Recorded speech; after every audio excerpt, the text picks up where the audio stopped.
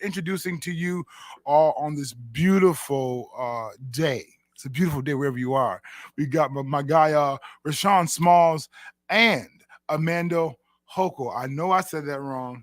I know I violated that. Hochul. Amanda Huxell. Huxell. Not Hochul, Yeah. not like Kathy. Maybe We're you be Amanda over projecting here. something into Maybe. the future. Maybe she's one of the future governor of this state, perhaps.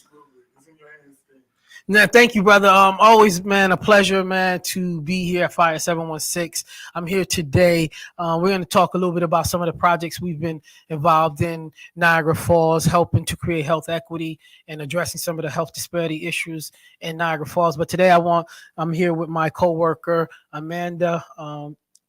Hello, everyone out there on the airwaves. My name is Amanda Huxell. I have the great opportunity of working alongside Rashawn Smalls here, right next to me.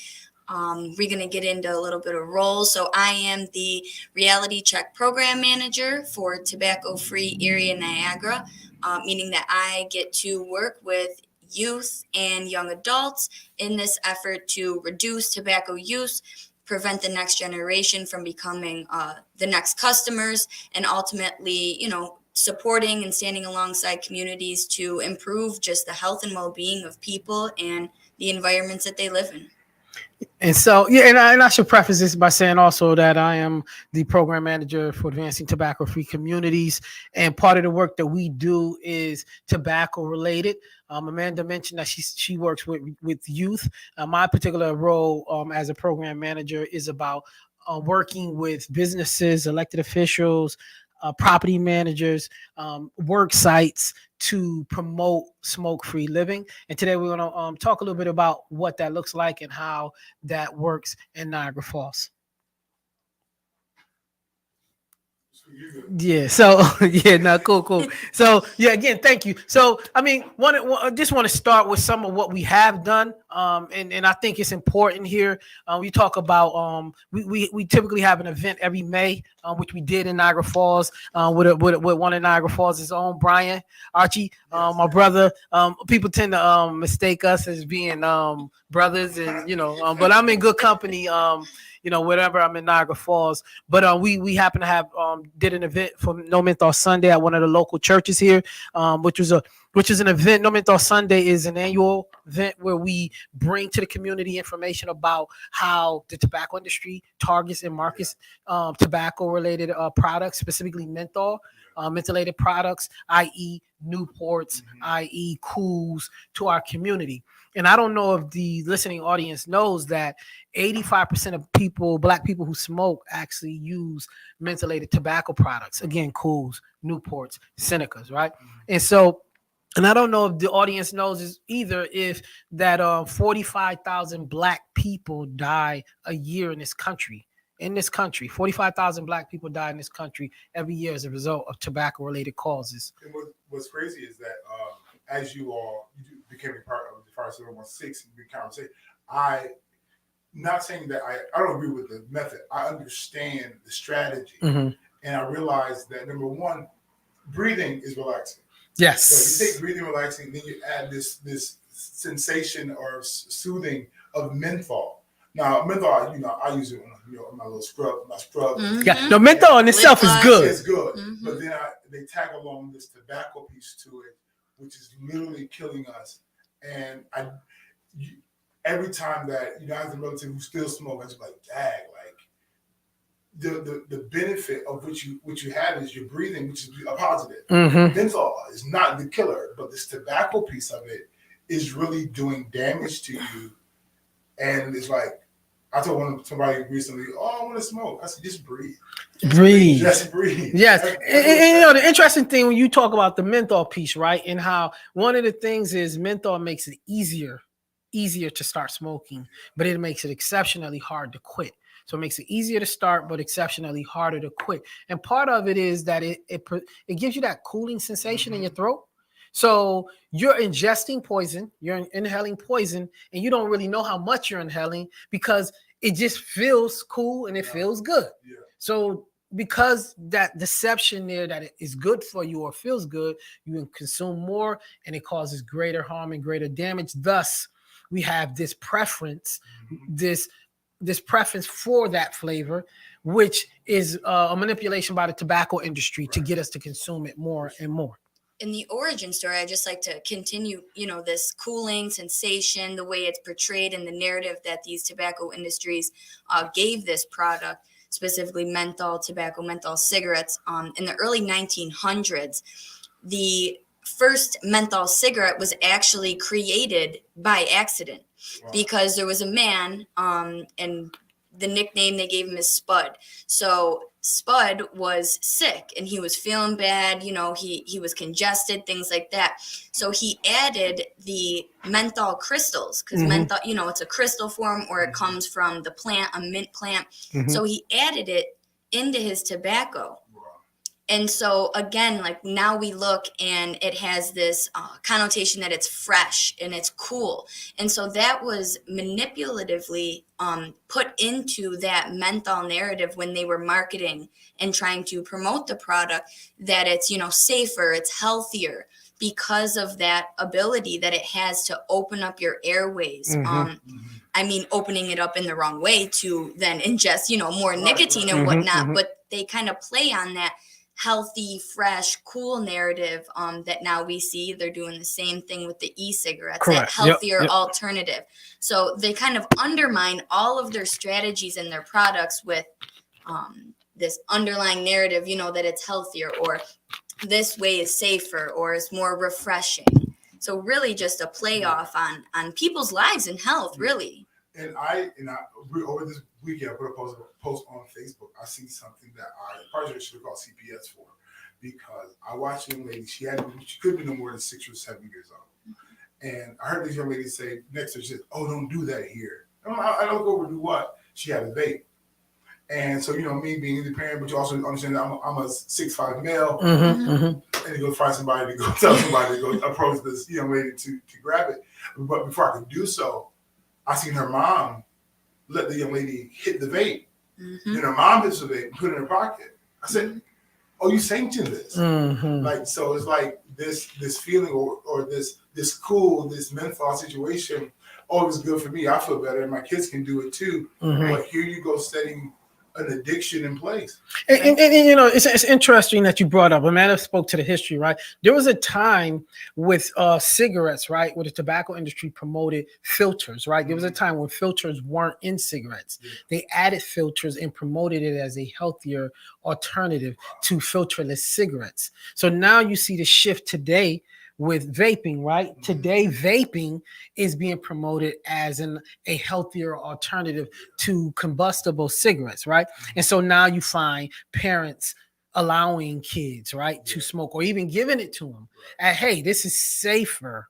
But the reality is it is harmful. And the attraction is the flavors. That's really what the work that we're about.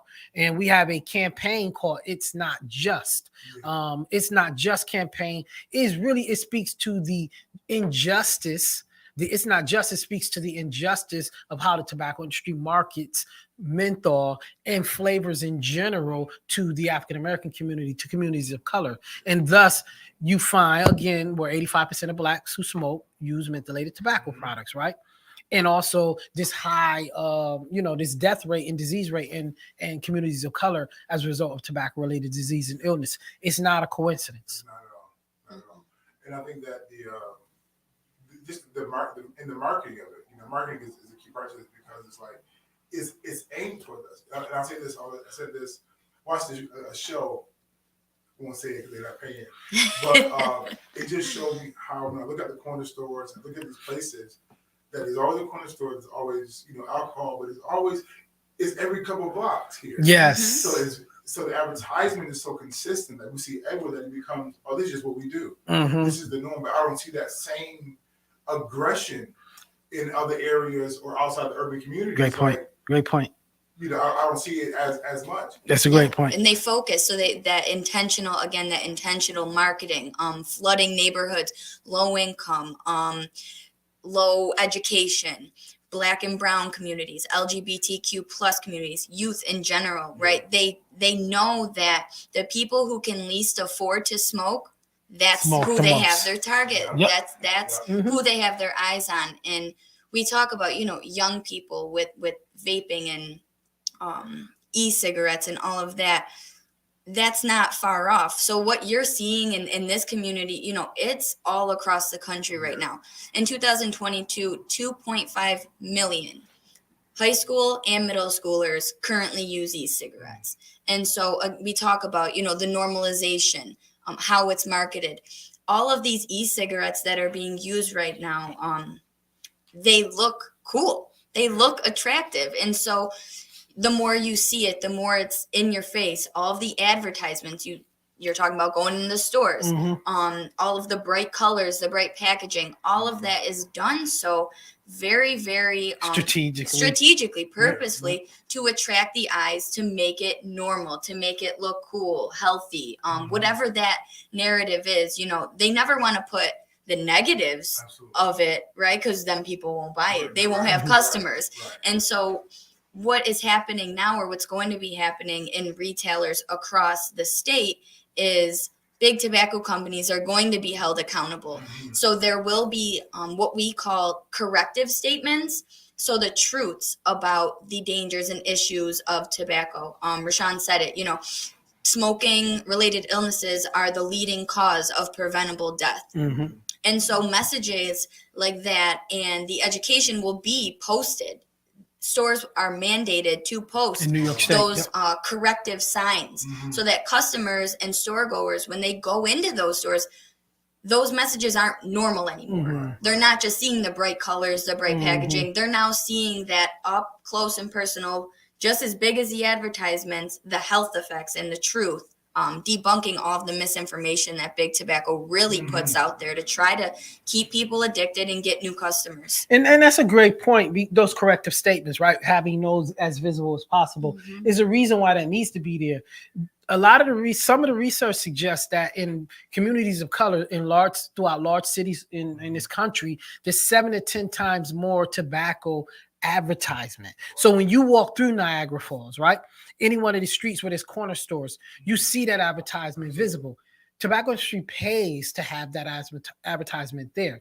But I am proud to say that we've worked with a number of corner stores in Niagara Falls, right, and who have adopted smoke-free policies. So there is an effort by work sites and business owners at these small mom and pop shops to say, hey, when patrons come here, we want them to be in a smoke-free environment. And look, we certainly want them to not sell it, but we also understand that that's a gradual process. And so we start from somewhere. We start with them saying, hey, we consciously recognize that tobacco is an issue and it causes harm to the body. So while you're here at this store, we'd ask that, or in front of the building, we'd ask that. And a number of stores have done so. We're proud to say that, that's something that we see a trend in Niagara Falls. So even 506 has adopted. Yes, it definitely.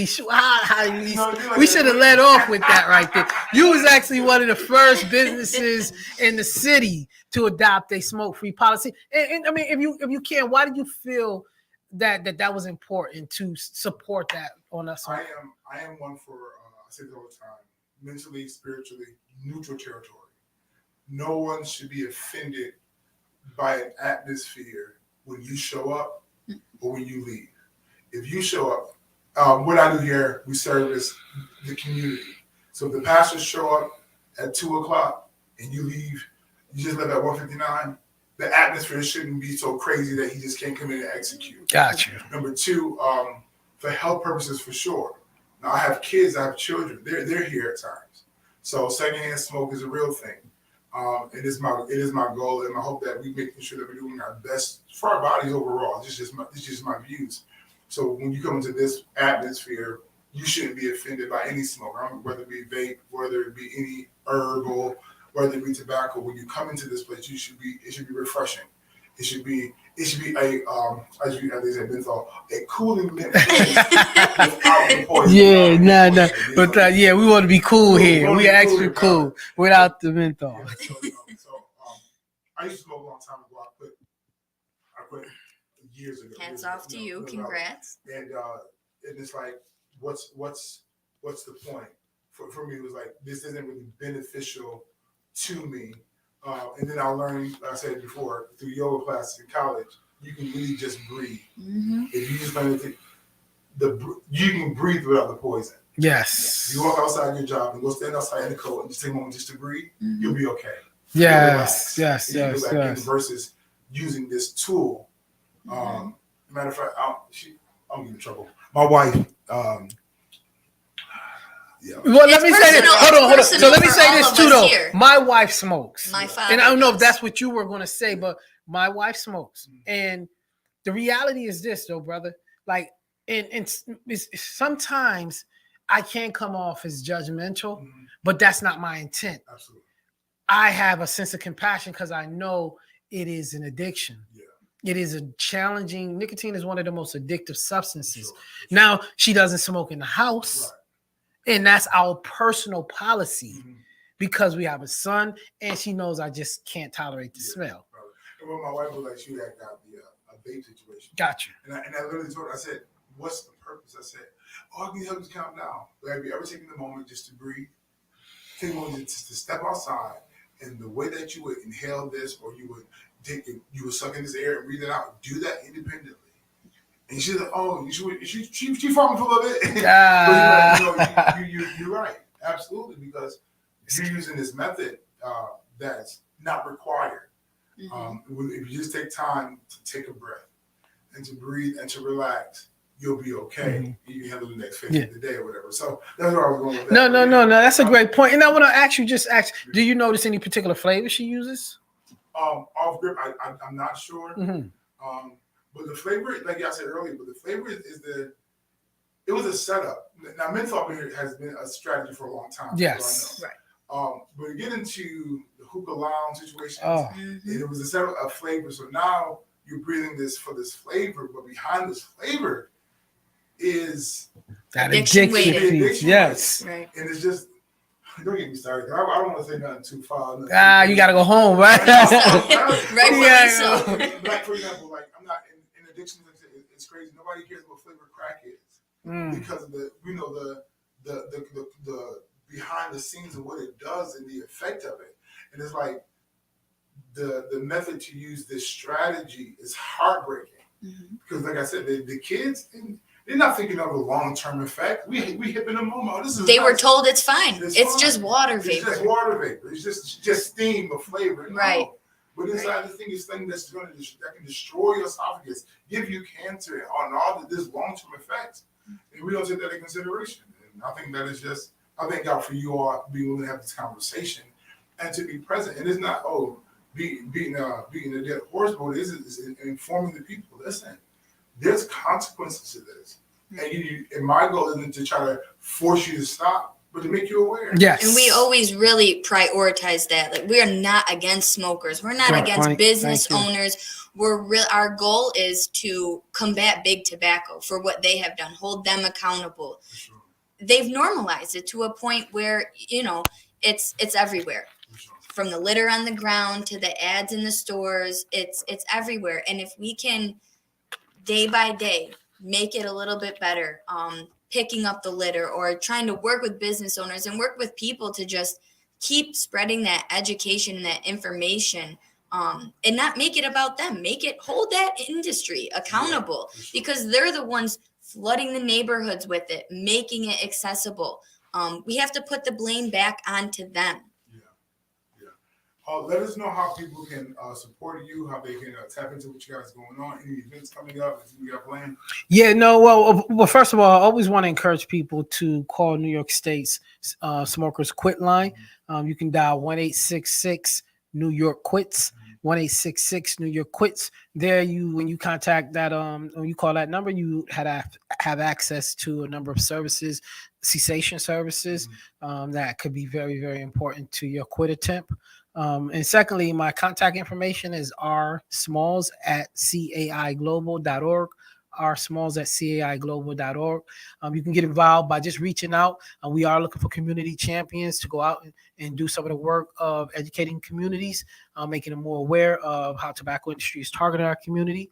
And so with the reality check, the youth component side of the program, we usually always do an event at Hyde Park right around the corner for Seen Enough Tobacco Day, which is annually every October 13th. Ironically, it's Friday the 13th. Wow. So we will be out there. We work very closely with Packard Court and Niagara Falls High School, the middle schools, Gadsgill. So you'll be sure to see us out in the community, doing litter cleanups, community canvassing, chalking the walk with art, positive messaging. So you can reach out to me. My email is ahuxsoll, so AHUCKSOLL @caiglobal.org.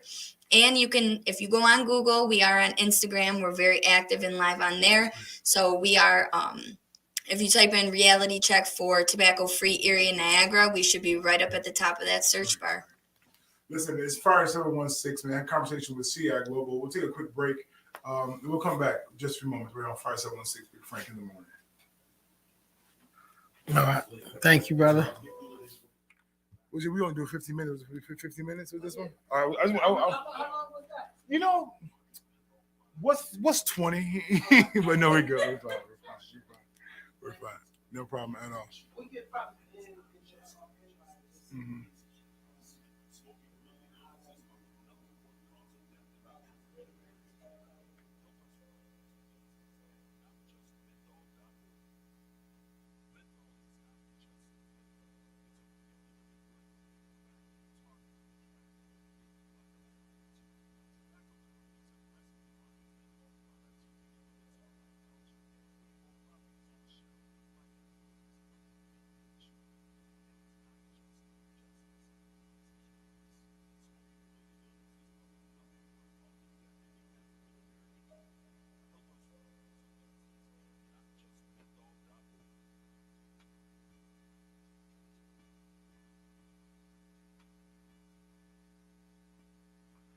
Fire 716, your boy Big Frank, you're locked in with Big Frank on Fire 716 Radio, having a great, amazing, and great conversation with Cai Global. You're ready to continue the conversation. Just give us more information about what you guys got going on, how we can, anything you want to drop off before we head out of here. Yeah, so I do want to definitely say in Buffalo, we were working with Woofle Power 96.5. Yeah, with Sheila. That's our girl right there. But we had a great event at the Black Music Month Conference Award where we actually we created what is called a menthol funeral. Yeah.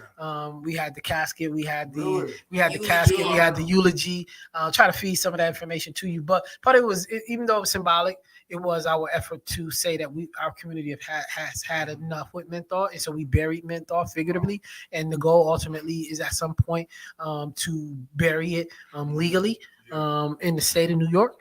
That is a ambitious goal, but we are hopeful. The governor recently had proposed to end the sale of menthol in the state of New York. That didn't pass. However, the $1 tax increase on cigarettes is already in effect, I believe. Yes. And there's a correlation between cigarette smoking reduction and tax increase, right? Makes sense, because if it costs more, you can't buy more, right? You buy less. So, and there's an uptick in people searching for cessation information. And the last thing I would say that in November of this year, we'll also be doing a Great American Smokeout event. And the details we'll announce, and we'll share more of that information, but it will be November this year. We'll be doing a Great American Smokeout event where we'll be working with community members, bringing awareness and encouraging community members to quit, and providing supportive resources. So. You want to add? I would just like to say thank you. This has been a great conversation. Always appreciate being able to have these real, genuine conversations with the communities that we're trying to sit alongside. I never want to say help, because I think it's always a joint collaboration, right? So alongside, we will be here. Reach out to us, and thank you. Absolutely. Listen, Fire 716, your boy Big Frank. Y'all know what we do. It's a vibe. It's an energy. But listen, Fire 716 is a station for inspiration. We want to change your life, and the inspiration is in the conversation. It's going down. Fire 716 is Big Frank and Cai Global. We holla at y'all. Peace. Yes. Thank you, bro.